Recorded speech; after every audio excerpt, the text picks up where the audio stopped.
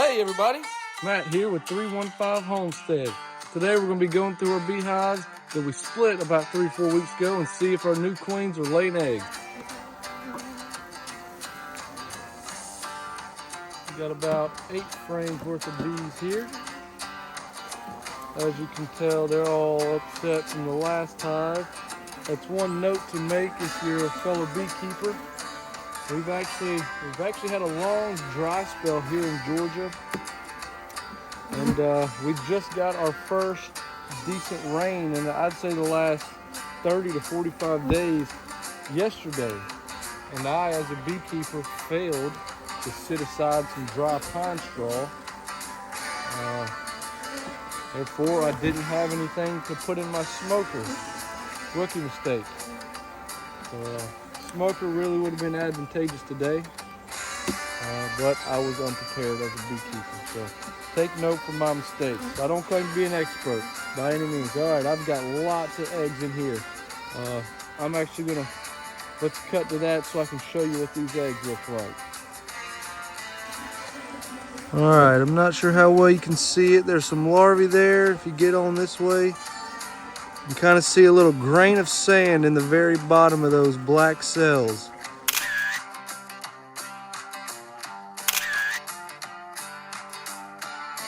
So those are actually eggs that the queen laid. So that's what we're looking for in this process. Those eggs mean that we have a good laying queen in there.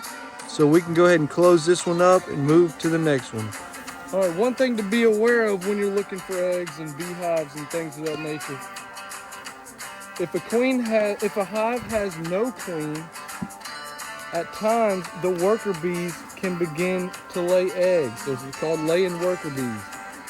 The telltale sign of this is having multiple eggs in the same cell. So your queens will never lay multiple eggs in the same cell. However, if you have no queen for an extended period of time, the worker bees will begin to lay eggs in those cells. This is a lot of times once you get to this point, the hive has reached kind of like the point of no return. Not saying it's not impossible, but that's definitely a sign to watch out for. We'll close these ones up. I'll tell you what, we'll go ahead and put another box on this hive as well. This is another very important thing to recognize in beekeeping. If your bees feel tight on space, that's their signal they need to swarm. So you really want to get out ahead of it, especially in the spring when they start booming. You got to get out ahead of them, make sure they have some space.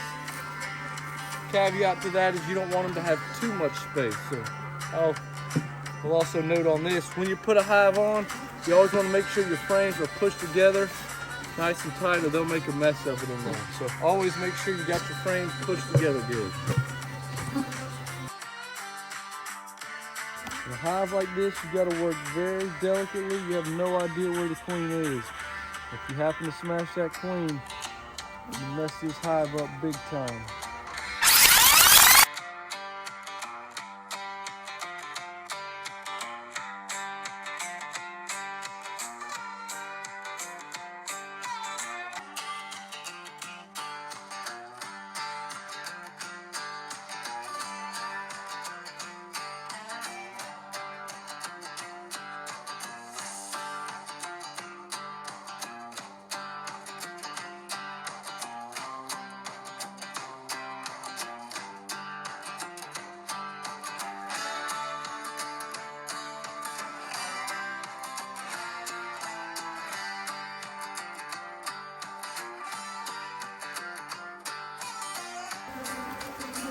All right, y'all, I started filming this one a little late. I apologize for that, but I just wanted to show you this.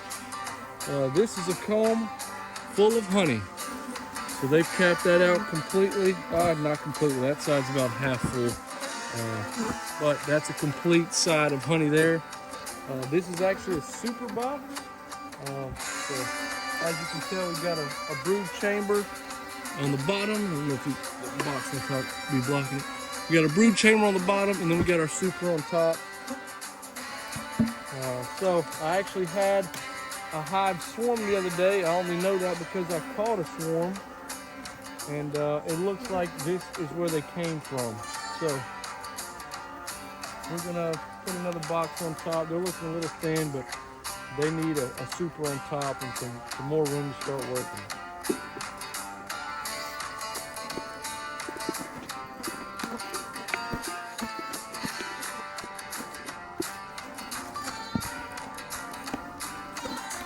This is a swarm box hanging in the tree. As you can tell by the bee activity, we've caught a swarm. All right, everybody, we had some rain roll in on us, so we had to pack the boxes up quick. Those bees don't like the cold, rainy weather, so we'll check back in a couple weeks and see how we're doing. Signing off from 315 Homestead. Y'all be sure to like and subscribe.